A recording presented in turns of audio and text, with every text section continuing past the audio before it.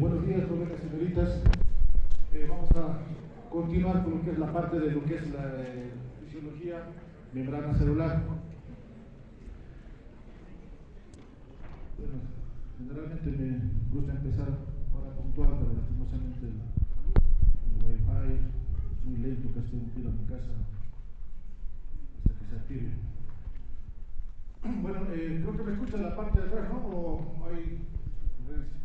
A ver, voy a preguntar si es que tal vez no escuchan, me dicen nomás, por favor. Dentro del contexto de lo que es la fisiología celular ya implica todo lo que es el fenómeno funcional normal del ser humano. ¿Ya? Más allá de lo que la anatomía estructural nos corresponde este año, más que todo la parte funcional, ¿no ven? En donde esta cápite vamos a hablar de lo que es la membrana celular. En sí, no como membrana celular, sino qué es lo que ocurre a ese nivel. A nivel de la membrana celular, si ya pasaron las anteriores clases, supongo, sobre lo que es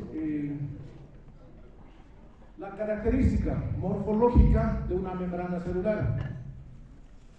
Ya es la bicapa lipídica, proteínas integrales, proteínas periféricas, fosfolípidos, componentes de la membrana celular, ya pasamos eso. Ahora nos interesa, más que todo, sobre qué ocurre a ese nivel. ¿Por qué es necesario saber lo que es a nivel membrana celular? Si hemos hablado de una membrana bicapa lipídica, entonces en este momento vamos a hablar lo que es de los procesos que ocurren ya para la difusión o que atraviesen los elementos desde la parte extracelular a la parte intracelular. ¿Ya? Ocurren unos mecanismos, fenómenos, lo que vamos a hablar el día de hoy es más que todo sobre la difusión. Vamos a hablar sobre difusión a través de lo que es la membrana, la permeabilidad selectiva, activación por voltajes, activación química o ligando, difusión simple, difusión facilitada, osmotonicidad, osmolaridad, líquidos isotónicos, hipotónicos, hipertónicos, todo lo que concierne a la clase de hoy. A ver, decimos, otra vez líquido intracelular, intracelular. Posiblemente ya han llevado en otras materias, ¿no? O tal vez en la parte práctica. Es un concepto generalmente, y esto les tiene que durar hasta que ya egresen, ¿no? Que sean profesionales. Efectivamente, el componente extracelular e intracelular. Los iones que nosotros vamos a estudiar está marcado ahí con una flecha roja, no sé si logro. Por eso marqué más que todo, son los elementos que existen dentro del extracelular y elementos que existen dentro celular. Más que todo, hablamos de los iones. Tenemos el sodio 142, y en práctica siempre tratan de equivocarse entre sodio y potasio. ¿Ya? Sodio 142 interno, 10 equivalentes. Potasio, alberes, como quieran llamarlo, ¿no? Es 4 miliequivalentes externo de 140 miliequivalentes la parte interna. Todos esos componentes se encuentran, digamos, dentro de lo que es tanto externa e interna. Pero ¿cuál nos interesa a nosotros? Que casi lo vamos a repetir como todo, y al último no vamos a ver ninguno de los componentes, ¿no? Nos interesa más que todo por este tema que vamos a pasar, Ya vamos a hablar un poquito del sodio, potasio, calcio, magnesio, cloro y bicarbonato. Ya en las clases posteriores, cuando hablemos de potencial de acción, nos interesa, ¿ya? ¿Por qué en un estímulo tiene que salir o ingresar un ion? ¿Ya? Entonces, hay un mnemotécnico que generalmente trato de utilizar, ¿ya? Porque a veces la mente es frágil, se nos puede olvidar, se nos olvida. El que se duerme va a tener que venir adelante, por favor. ¿Ya? Entonces, y le voy a preguntar, que se duerme ustedes. El 4 generalmente para mí es un número que fácilmente te vas a recordar. Si vas a empezar con sodio, 142. Potasio, 4. ¿Ya? Calcio, 2.4. Magnesio, 2.2. Si lo aumentamos 2.4, no nos vamos a pelear por dos números, ¿no? El cloro, 103. En otras literaturas dice 104. Dependiendo de la literatura del proceso, es 103 o 104. Bicarbonato es de 22 a 28. Pero el término medio, 24. Esos son los elementos que más se utilizan. Entonces no hay donde perderse, que me diga 72, o sea, no hay, pues sí tiene que relacionado con poner 4 para no olvidarse y recordar en las prácticas, porque en cualquier momento le preguntan, mientras van pasando las clases, le preguntan, valor de referencia de potasio intercelular, y va a responder 140. Entonces, ahorita vamos a repasar. Al final de esta clase vamos a dar un pequeño repaso oral, no como examen. Vamos a ver si hemos captado o no, en todo caso, la parte teórica. Entonces, son elementos importantes de lo que es el componente extracelular y el componente intracelular. Y hay una capita que dice difusión. ¿Qué entendemos por difusión? Es el movimiento de partículas que existe, ¿ya? Que lo llaman calor más que todo. Entonces, vamos a entender como física, cuando existe calor, es que quiere decir que hay un movimiento excesivo de partículas, ¿ya? Entonces, cuando hay mayor, sea el movimiento mayor es la temperatura. ¿Por qué crees que hay temperatura? ¿Por qué crees que hay frío? Entonces, hay cambios más que todo de partículas, ¿ya? Para donde pueda existir esa, o sea, en este caso la temperatura o la calor. El movimiento siempre va a existir. En este momento hay movimiento de partículas. Pero cuando va a haber un momento que no llegue, digamos, sea estático, cuando sea que sea una temperatura 0 grados, pero no hay eso, ¿no? Se siente elevado, se siente bajo, alto, todo eso. Entonces vamos a ir una imagen donde se evidencia que existe continuo movimiento de lo que son las partículas.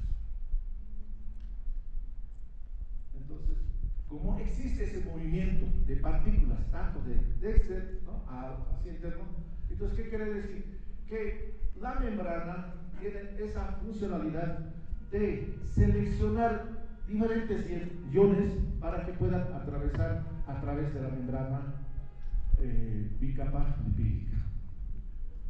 Dos mecanismos de transporte. Muchos ya conocen ese mecanismo de transporte, es un transporte pasivo y otro transporte activo. Pasivo, activo. Con eso ya entendemos y mencionamos que el pasivo, ¿qué entendemos por pasivo? Bueno, tranquilo, no necesita que lo estén impulsando, o sea, no, es más o menos en un término genérico, podríamos decir. Activo, esa persona que continuamente está haciendo su actividad de un lado para otro.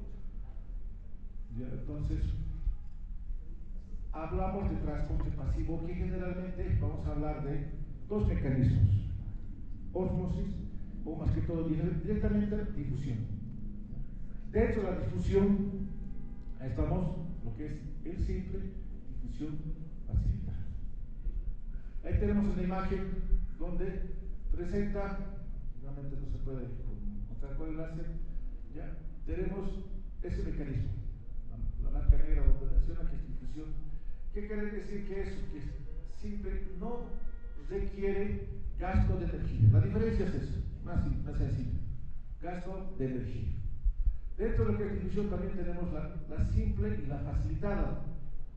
Dentro de lo que es, posteriormente hablamos del transporte pasivo y hablamos del transporte activo, vamos a hablar del transporte activo primario, transporte activo secundario. Ya posterior clase van a poder continuar la parte del transporte activo primario, a qué se debe, van a hablar respecto de las bombas sodio, potasio, TPASA, secundario, lo que es importe o antiporte o contratransporte o contratransporte, dependiendo de la literatura que nosotros vamos a mencionar. ¿Ya? Y por último, transporte en masa. Entonces, por esos mecanismos atraviesan estos iones a lo que es la parte a la parte intracelular.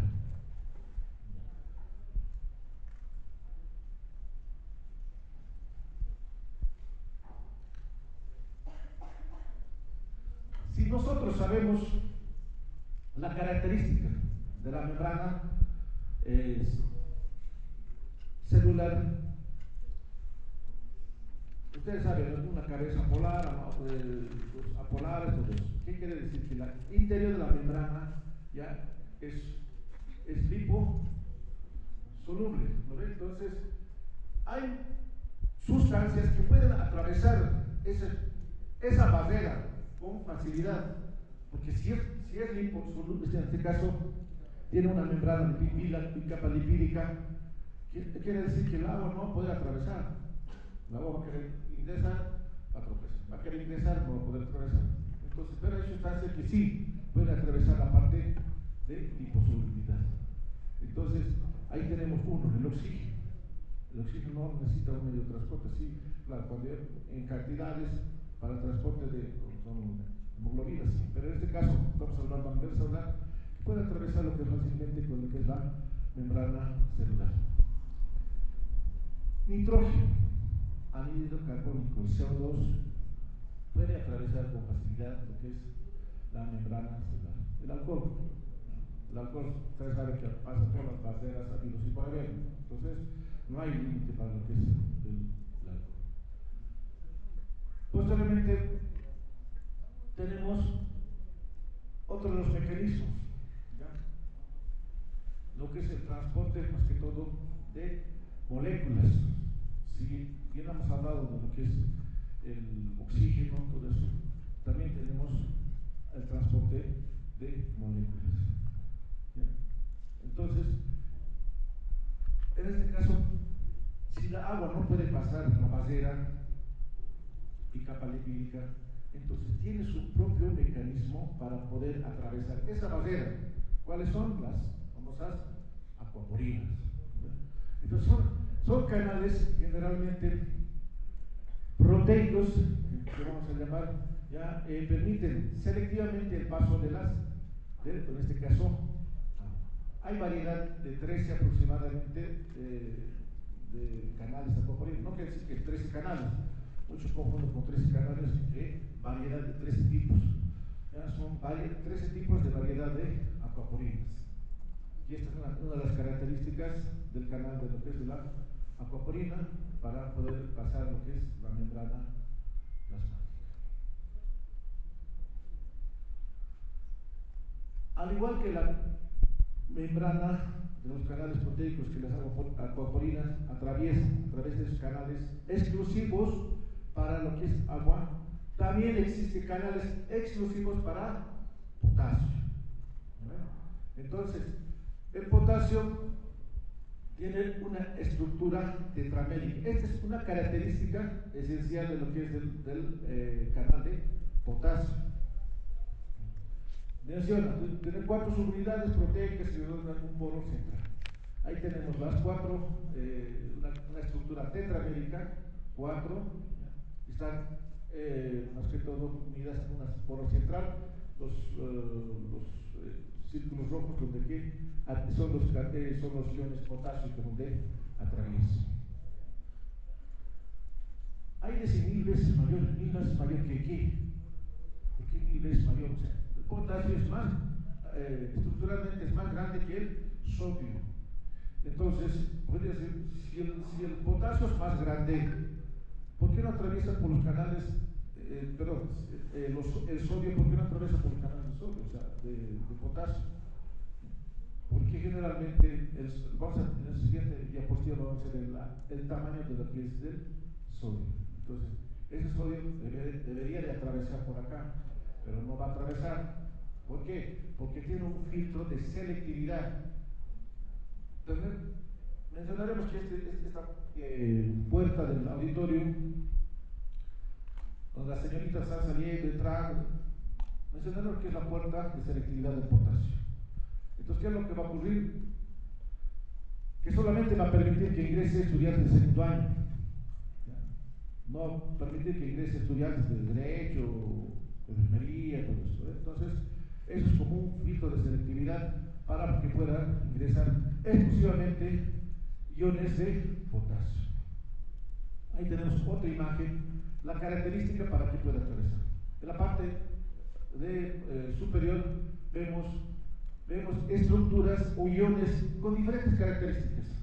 Si no tiene esa característica que pueda dar paso a ese ion, entonces no va a ingresar. En la parte inferior tenemos con esa característica específica para el potasio en este caso y pueda ingresar con facilidad. Ahora hablamos del canal de sodio. Si hemos hablado del potasio, ya tenemos que hablar de canales de sodio. Como he dicho, son los más importantes. Bueno, tenemos que hablar. Los canales de sodio miden de 0,3 a 0,5 nanómetros, o sea, pequeños, en relación a lo que es al potasio. Entonces, por eso les decía, ¿por qué no podía atravesar el sodio justamente con el potasio? Uno, ¿por qué creen?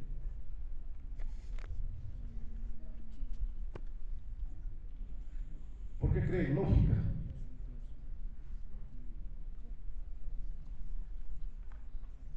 Porque si en este caso el potasio quiere ingresar o el potasio quiere salir y no sale también sodio y van a agarrarse de la mano. Que siempre sodio y potasio vamos a hablar, ¿no? Uno, un claro ejemplo que es la diferencia de concentración. La concentración de potasio es más en el interior que el exterior. ¿Ya? Entonces, estos canales revestidos con aminoácidos tienen una carga negativa, las cuales separan del agua del sodio. Prácticamente a veces, ¿no? El agua, como son partículas pequeñas de sodio, puede ingresar a las otras sustancias, pero en este caso tiene una carga la cual separa lo que solamente hace que ingrese solamente el sodio. Ahí tenemos lo que es una característica de canales de sodio, ¿ya? Y se aproxima a lo que es a la membrana y produce una apertura y puede ingresar. Mientras que potasio es viceversa, su puerta está en la parte externa de lo que es el sodio y vamos a imaginar que el ingreso del potasio es la parte interna. Entonces, por eso son estos los mecanismos que no pueden ingresar los dos por esa puerta. ¿Y cómo es la difusión a través de los poros de los canales proteicos? ¿Cómo es ese mecanismo de difusión? ¿Ya? Por señales eléctricos, que generalmente son dos canales activados por voltaje y canales activados por lineal, o también llamados canales activados químicos o químico dependiente. Gaito menciona que acá se va a decir químicos, ¿no? Canales activados químicos. ¿Cuáles son canales activados por voltaje? La célula es negativo, es menos 90 cuando está en reposo. ¿Qué quiere decir? Es negativo. Afuera es positivo. ¿Por qué? Porque en el caso del sodio, por ejemplo, va a haber ese mecanismo de concentración variable. Ahí tenemos la imagen, ¿ya? Que cuando exista menor concentración de sodio, o sea, si la célula es más negativo, ¿ya? Si siempre y cuando con hay un estímulo, el sodio va a poder ingresar, caso contrario no va a poder ingresar. ¿Ya?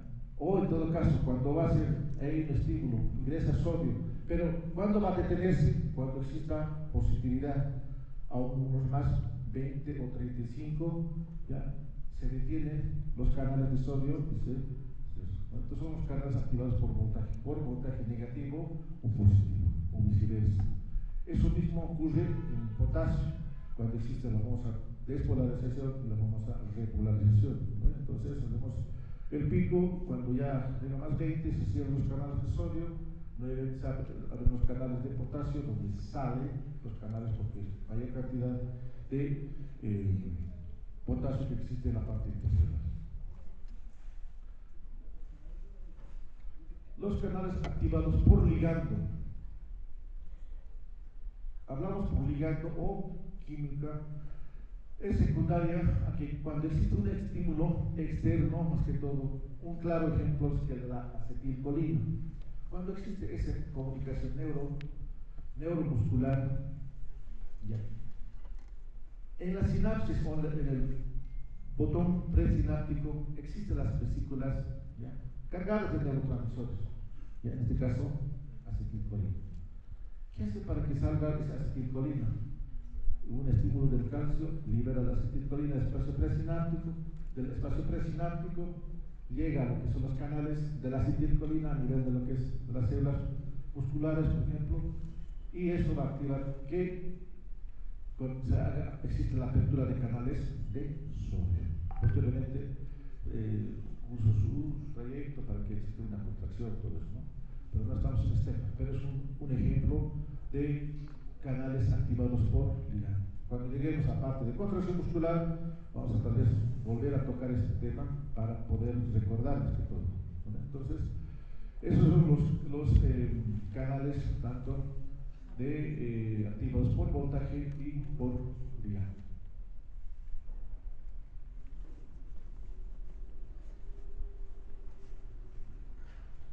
La difusión facilitada necesita proteínas transportadoras, ¿ya? Ahí vamos a hablar más que todo. Su nombre dice difusión facilitada, ¿ya? Es generalmente, vamos a hablar, existe un nivel más que todo entre lo que es la proteína, ¿ya? Transportadora, porque generalmente cuando pese que esto no tiene gasto de energía, ¿ya?, pero tiene su nivel hasta donde puede atravesar. Eso también va dependiendo a la concentración de ambas componentes, tanto extracelular e intracelular. Entonces, ¿qué factores también impiden para que exista esta difusión? La velocidad, más que todo, hablamos más que todo de una ecuación, la ecuación de Nernst, ¿ya? Es más que todo 1 más logaritmo, contracción 1 más concentración 2. ¿Qué quiere decir eso? Va a hacer una referencia entre una concentración externa y una concentración interna, ¿ya?, para ver la relación de velocidad, más que todo en cuanto a qué tiempo tarda en atravesar lo que es la ecuación de Nernst. También se utiliza para sacar lo que es la cantidad de difusión de que puede ser de un sodio, si recuerdan, de sodio o solamente un elemento, a diferencia de lo que es el de Goldman, ¿no? Ósmosis. Puede que recuerden esta temática, más que todo ósmosis, y a veces siempre hay esa discusión, ¿ya? Y ayer mismo en clase dice, pero no, debería ser al revés, ¿ya? ¿Grupo 9 está presente? Ni uno. Muy bien. ¿Ya? Cuando decimos ósmosis, y ustedes, ya los estudiantes de fisiología siempre a veces ya hablamos en términos médicos, ¿no? Vamos a fagocitar o estudiaremos, pero no, mejor quédense por ósmosis. Son términos que a veces ya es de rutina hablar, pero nosotros entendemos, entre estudiantes de medicina o personal de salud, entendemos las terminologías que nos utilizamos, pero ya esa osmosis, ¿qué significa? Es el paso del solvente a través de una membrana semipermeable de una concentración menor a una concentración mayor de soluto. ¿Ya? Entonces, ¿para qué? Para que exista mantenimiento de, o sea, la hemostasia, para que exista un mantenimiento de hemostasia. Porque la hemostasia es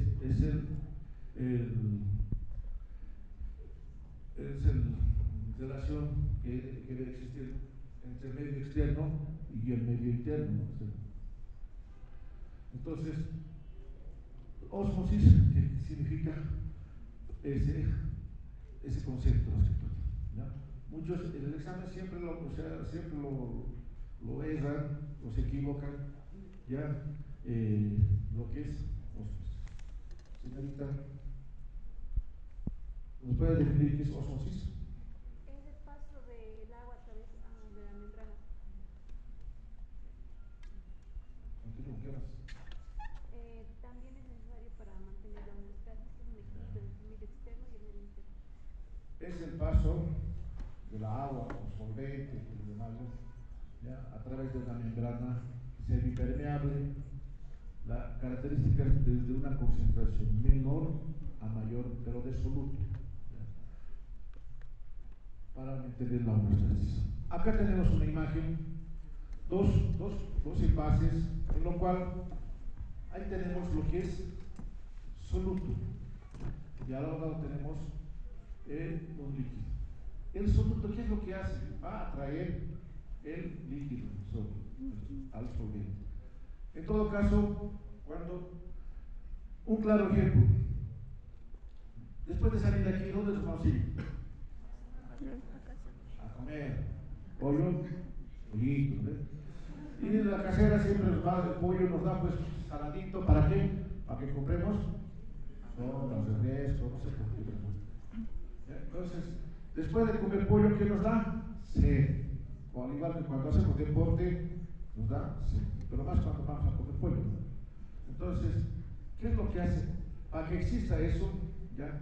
Primero va a existir que la sal, en este caso el cloruro de sodio, va a atraer agua.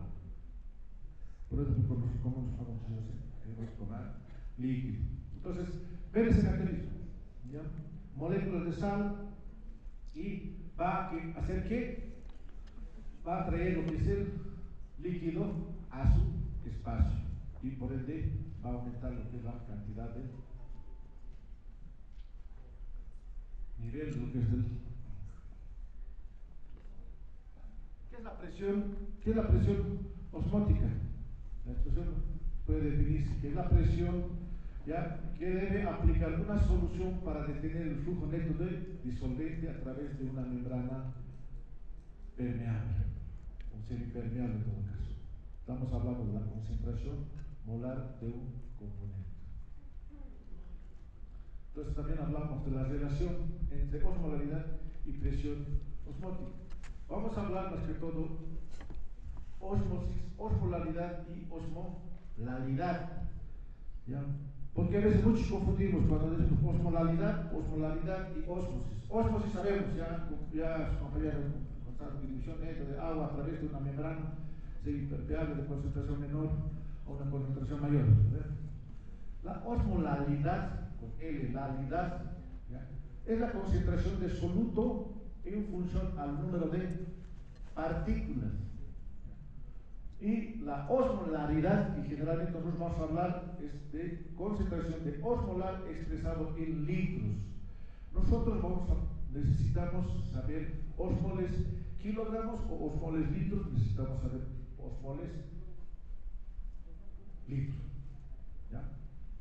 Entonces, para eso nosotros vamos a siempre ver esa concentración, ¿no?, del soluto. Para que exista una solución, nosotros vamos a siempre fusionar un soluto con un solvente. Ejemplo, un desayuno, que estamos presentando azúcar, que es el soluto, y la agua hervida, que es el solvente. O nos preparamos una sal de rehidratación oral, por ejemplo, metemos el sobre le metemos un agua, ¿verdad? Hidratarnos y estamos mezclando un soluto con el sodio. ¿Ya? Y el resultado es una solución. No diré otra preparación porque tal vez no estamos en sistema, ¿no? Otras preparaciones saben mejor. Bueno, eso nos va a referir que nuestra concentración plasmática en el ser humano sea alta, baja o media. Vamos a decir hiperosmolar, ¿ya? Cuando es por encima del valor de referencia. Vamos a decir ahorita cuánto es el valor. Todo es en miliosmoles litro.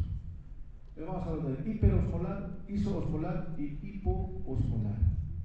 El valor neutro, el valor de referencia es de 280 miliosmoles litro. Es el valor de referencia de lo que es el valor neutro, hablamos de un ser humano. Y si la osmolaridad de una persona va a ser alto, no, estamos hablando de hiperosmolar. Y cuando es por debajo de lo que es del valor de 280, es hipoosmolar. Y otros dirán, ¿de dónde saca 280? Explicando, doctor, no entiendo, ¿por qué hablas de 280? Nunca he explicado por qué sale. La osmolaridad plasmática tiene una fórmula, ¿ya? Es 2 sodio, ¿ya? Por glucosa sobre 18 por boom sobre 1.2, no me equivoco. Entonces, glucosa hemos visto el valor de referencia de glucosa. Entonces, lo que va a definir la concentración plasmática es el sodio. Sodio, ¿cuánto es el valor de referencia del sodio, señorita? Valor de referencia, sodio. Excelente. 142 por 2.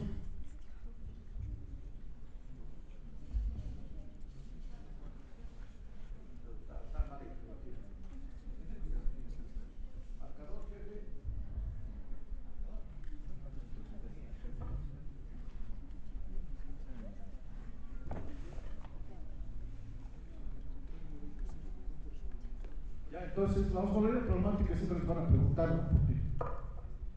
¿Por qué? ¿De cómo se accionaba la osmolaridad plasmática? Entonces, la osmolaridad plasmática, osmolaridad plasmática, 2 sodio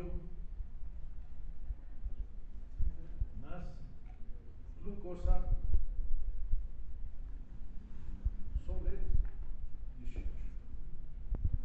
Entonces, como su compañero dijo, si nuestro sodio es 142, muy bien, 142 más 142 es 284, más la glucosa que nos va a aumentar un 10%, 290 mucho, pero entonces aquí tenemos 284.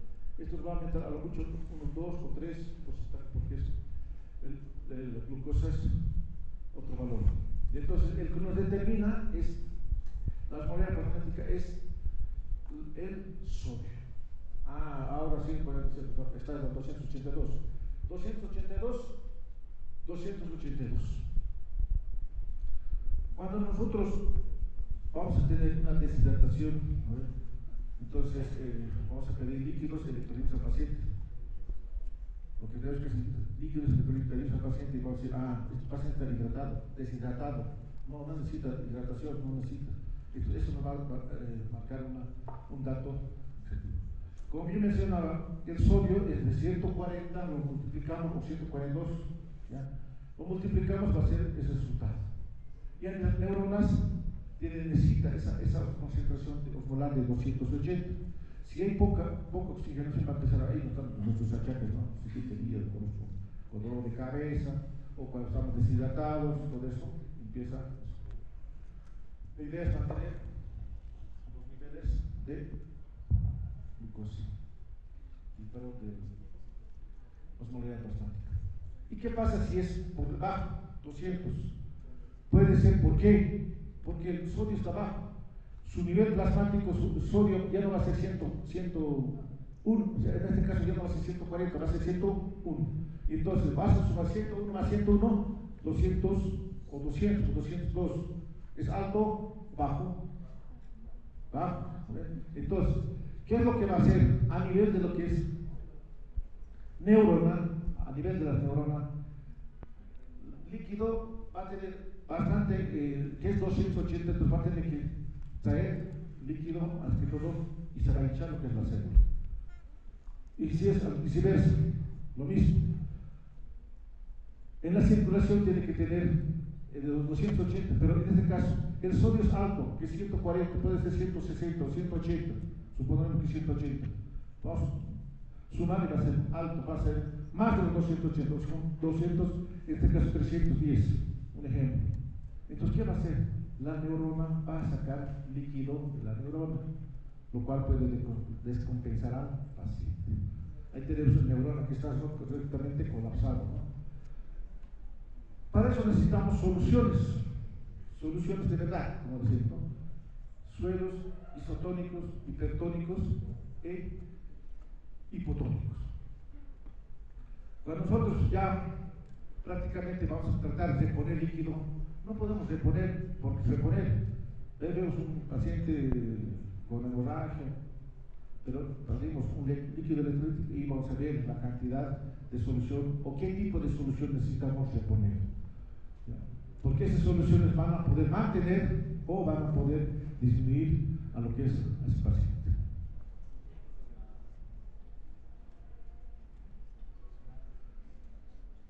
Antes de hablar, si es una solución hipertónico, ¿ya? Lo que va a ser tónico, quiere decir que el suero va a ser más alto su concentración que una persona. Entonces, ¿qué va a hacer? Si es concentrado alto, digamos que el suero tiene más soluto del ser humano, lo va a sacar, ¿no? O sea, de las células lo va a sacar su líquido, ¿ya? Entonces estamos hablando de un hipertónico. Aquí hay un paciente hinchado ahí, los que están con edema. Entonces colocamos un suero hipertónico para que sacarlo líquido, ¿no? Para que vaya eliminado. ¿Me deja entender? Isotónico. Prácticamente las personas que han tenido una hemorragia, digamos, por X razón, ¿ya? Entonces la osmolaridad va a ser 280. No necesitas meter un suero hipertónico porque va a ser su concentración alta del suero. Solamente tienes que meter un suero de la misma cantidad.